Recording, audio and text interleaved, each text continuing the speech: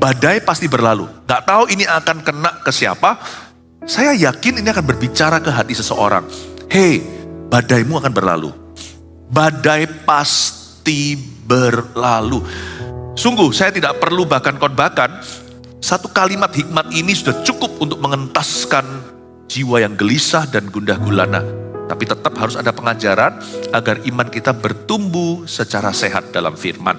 Buka bersama dengan saya di 1 Raja-Raja pasal yang ke-19 ayat 9 sampai 18. Badai pasti berlalu, cerita tentang Elia. Saya bacakan dulu ya. Oke, ayat 19, ayat 9 maaf. Bunyinya begini. Di sana masuklah ia ke dalam sebuah goa. Ini Elia, dan bermalam di situ. Di dalam goa, Elia bermalam. Maka firman Tuhan datang kepadanya demikian. Apakah kerjamu di sini, hai Elia? Tuhan lagi bicara sama Anda dan saya sekarang. Mungkin ya, siapa tahu baik yang di sini sekarang, yang onsite maupun yang online, mungkin Anda sedang tidak berada di poros kehendak Allah loh. Kalau sampai Allah tanya, apa kerjamu di sini?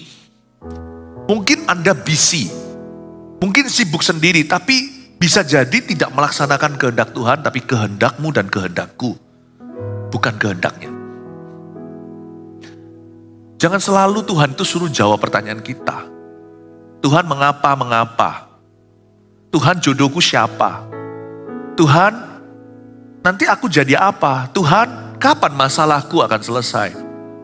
Izinkan Tuhan yang mengintrospeksi diri kita. Tuhan tanya sama beberapa orang saat ini, anakku, apa kerjamu di sini? Tuhan gak tanya tentang pekerjaanmu, Tuhan tanya kondisi hidupmu. Atau lebih tepatnya, di mana hati Anda? Sebagian kita, hati kita gak berada pada Tuhan, tapi pada harta. Sebagian kita, ya bekerja sih bekerja, tapi kita itu pikirannya salah. Tuhan tanya, apa kerjamu di sini, hai Elia? Ini relevan buat kita. Elia aja ditanya, apalagi Anda dan saya. Kenapa? Karena Elia tinggal di dalam gua. Seharusnya dia berada di sana menjadi nabi Allah. Dia malah di gua. Berapa banyak di antara kita yang harusnya pelayanan sekarang mundur dari gereja? Kita memang masih bekerja sih, tetapi attitude kita atau sikap hati kita salah. Mengeluh, cemberut, melulu. Padahal orang lain loh di PHK. Masa sana gak kamsyah? Punya kerja sekalipun kita gak cinta, tetap kerja bukan? Tuhan loh, kadang-kadang Tuhan menegur kita secara lembut. Apa kerjamu di sini, hai Elia? Saya ingin sekali meneruskan kata nubuatan badai pasti berlalu, dimulai dengan keputusan hati kita dulu. Jangan lihat badai, putuskan di hati sendiri bahwa saya tidak boleh mengeluh. Saya tidak boleh ngomel melulu. Sikap hati saya yang negatif ini harus diubahkan. Karena Tuhan tidak pernah paksakan. Ini pilihan. Aku tidak boleh terus negatif sama orang lain. Aku tidak boleh negatif sama kehidupan. Aku tidak boleh negatif sama diri sendiri. Keluar dari gua ketakutan. Sebagian kita nggak tinggal di gua, kita punya rumah. Kita juga punya pekerjaan yang tetap. Kelihatannya kita bekerja, kelihatannya kita beraktivitas sehari-hari. Tetapi pikiran dan hatimu berada dalam gua ketakutan. Sebagian kita adalah makhluk trauma. Sudah gak berani lagi mencoba karena dulu pernah gagal. Lalu sekarang mulai hari ini, kita hidup selalu di masa lalu. Terus menghantui, kita gak pernah mau percaya janji Tuhan yang baru. Kalau begitu gak akan ada penangkapan ikan yang dahsyat. Karena mereka semalam-malaman bahkan tidak dapat cacing. Tapi kalau Tuhan yang suruh pada pagi hari, tebarkan di sebelah kananmu, tebarkan. Keluar dari guamu, keluar dari traumamu. Ada lagi di antara kita yang suka sekali memegang kesalahan orang, diingat-ingat selama-lamanya suami istri itu. Udah cukup, keluar dari guamu. Ternyata ya, kalau mata rohani kita dicelikan, banyak di antara kita tinggal di dalam gua. Kenapa kita harus meringkuk di sana? Bagaimana kita bisa masuk dalam rencana Tuhan, damai sejahtera dan masa depan pengharapan? Elia ternyata terjebak di area yang sama. Jawabnya ayat 10. Aku bekerja segiat-giatnya bagi Tuhan, Allah semesta alam. Karena orang Israel meninggalkan perjanjianmu, meruntuhkan mezbah-mezbahmu dan membunuh nabi-nabimu dengan pedang. Hanya aku seorang dirilah yang masih hidup dan mereka ingin mencabut nyawaku. Kalau Anda baca dengan teliti, ayat 9 dan 10 itu, ini kurang ada koneksi. Tuhan tanya apa? Apa kerjamu di sini, hai Elia? Itu Tuhan gak tanya pekerjaannya, Tuhan tanya ngapain sih kamu di sini? Ya, kalaupun iya ada pertanyaan tentang kerjaan, jawab dong sesuai dengan pertanyaan. Apakah kerjamu di sini, hai Elia? Dia harusnya ceritakan, aku mau apa? Tapi enggak, jawabnya, aku bekerja segiat-giatnya bagi Tuhan.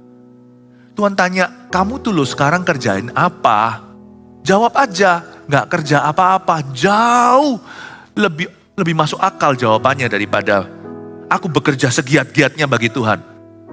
Elia mulai hidup di masa lalu, menoleh melulu ke belakangnya. Tuhan tanya, apa kerjamu sekarang? Dia bilang, aku kemarin kerja segiat-giatnya. Karena orang Israel meninggalkan perjanjian, meruntuhkan mezbah, membunuh nabi dengan pedang. Lalu dia lanjutkan, hanya aku seorang diri yang masih hidup. Wah, mengasihani dirinya. Ini yang saya sebut self-pity. Elia mulai halusinasi. Pikirannya sudah mulai gak benar. Bisa begitu pikirannya? Karena dia berkata dia sendirian yang tersisa. For your information ya, for your record. Berapa waktu yang lalu Elia bertemu dengan seorang hamba Tuhan bernama Obadja yang bekerja di pemerintahan.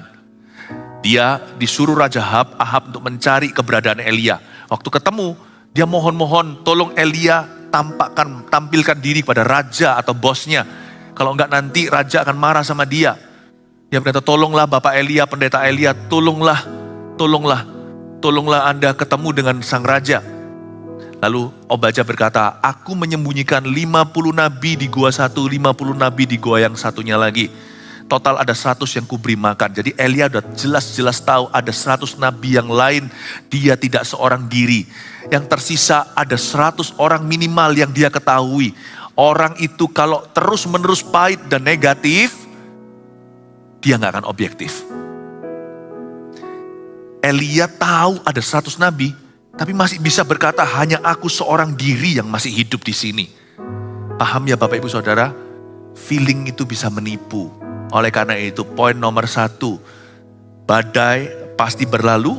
Yang pertama, jangan tinggal dalam pikiran negatif. Catat itu. Don't dwell in negative thoughts. Don't dwell in the past. Jangan kita itu hidup di masa lalu kita. Jangan hidup dalam pikiran negatif, sebab orang yang pikiran negatif tidak objektif. Diberitahu pun dia gak akan percaya. Padahal yang diberitahukan itu gak perlu iman. Yang diberitahukan kepadanya itu fakta. Jelas loh aja. Baru minggu lalu berkata, hai Elia, Bapak Elia ada 100 nabi aku sembunyikan. Aku ini takut akan Tuhan. Raja cari kamu. Sekarang aku ketemu. Tolong ya ditemui supaya raja jangan marah. Aku ini loh anak Tuhan juga. 100 nabi aku pelihara.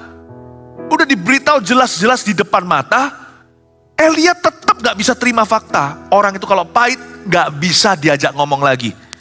Diajak bicara juga percuma, gak masuk telinga kanan, keluar telinga kiri, masuk telinga kiri, keluar telinga kanan. Pikiran negatif itu bahaya. Pikiran negatif itu sebahaya kesurupan. Sudah gak bisa orang itu diajak bicara baik-baik seperti orang yang sehat walafiat. Karena itu, make a decision. Badai pasti berlalu, tapi kita jangan negatif dulu. Apapun yang pernah terjadi di masa lalu kita jangan diungkit-ungkit lagi. Bolak-balik lu, Tuhan tanya sama dia, apa kerjamu di sini?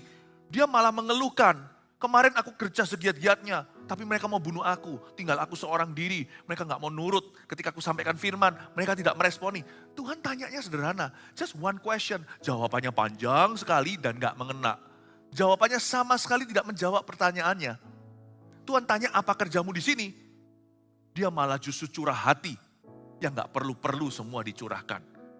Bapak Ibu Saudara, janganlah tinggal dalam pikiran negatifmu.